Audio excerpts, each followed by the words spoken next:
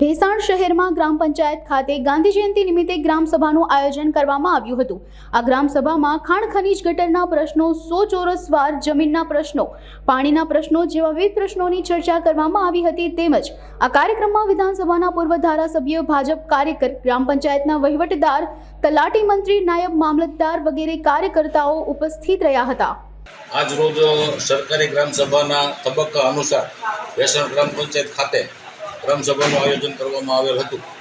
આ ગ્રામસભામાં ગામના જે 2.5 વર્ષથી અહીં વહીવટદારનું શાસન હોય અને ઘણા બધા પેન્ડિંગ પ્રશ્નો, સફાઈના પ્રશ્નો, સ્વચ્છતાના પ્રશ્નો, ગંદકીના પ્રશ્નો, સ્ટ્રીટ લાઇટના પ્રશ્નો, પીવાના પાણીના પ્રશ્નો, બાંધકામની મંજૂરીના ઇસ્યુઝ, દરેક બાબતની મુદ્દાવાઇઝ ચર્ચા કરી અને આજે તમામ પ્રશ્નોનું સુખદ નિરાકરણ કરેલ છે।